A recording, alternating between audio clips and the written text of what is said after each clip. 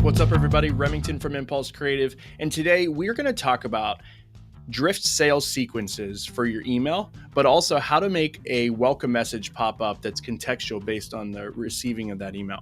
Now, one of the things I love about Drift is the fact that when you send a sales sequence email and they click on any of those links and they go to your website, Drift is going to identify that user based on their contact information, and it's going to capture their cookie data.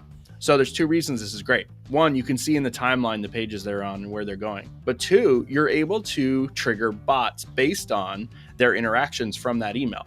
And that can be really, really compelling especially if you're doing ABM efforts, or you're trying to do some colder outreach or reconnect with some past clients. If they start to engage in your email, but they don't reply, but they click on a link that goes to your site, you'll be able to pop up a notification that lets you start the conversation. So what I'm going to show you today is we're going to jump in and we're just going to set one of these up, and then you can take it from there. So when you jump into creating a new playbook, you're going to go to the playbooks page, and then you're going to scroll all the way down to the bottom, and we're going to choose under the pop-up playovers, you're going to choose email referred welcome message. It's going to allow for us to see our default welcome message, but you'll notice that it's got some personalization in here, and this is what can get really fun.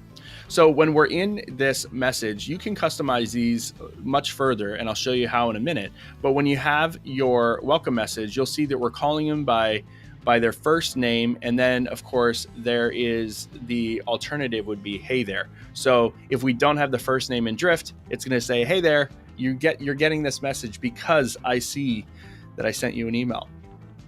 So this allows for you to continue the context, especially if you hyper focus these down to specific email campaigns or specific segments. Now you can have much more engaging conversations.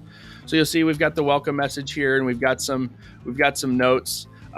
It's going to send this from the teammate who sent the tracked email. So you can make it so you don't have to set one of these up for each person. And you can, of course, you need to make sure that the individual teammates have the Drift Chrome extension installed. So the overall goal for this is we want to make sure an outbound conversation starts, right? So we send out this email, and then someone clicks on the site.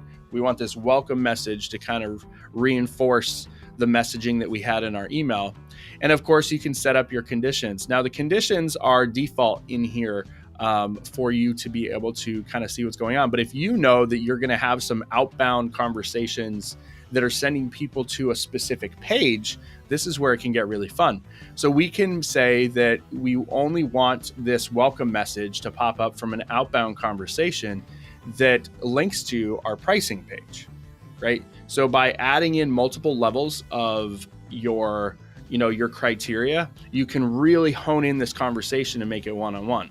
Now, you don't have to do that out of the gate, but it can allow for you to make sure that you've got hyper contextualized feedback for these outbound conversations, depending on the campaigns you're running. So in this instance, we would say we want the URL path to include the pricing page for this example. And by including the pricing page, this would make it so that when we close this down, the outbound session is true and the URL path includes pricing. So you could have a different one of these for your homepage. You could have a different one of these for your blog pages, depending on where you're sending people from your resources. It can be very engaging. And it can be a great way to get the conversation started without it having to be a phone call or an email. I think you'll be surprised with the results. So that's it for today's tutorial.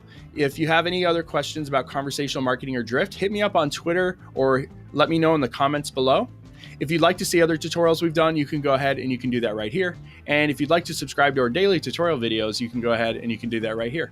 Until next time, I'm Remington from Impulse Creative. Have a great day.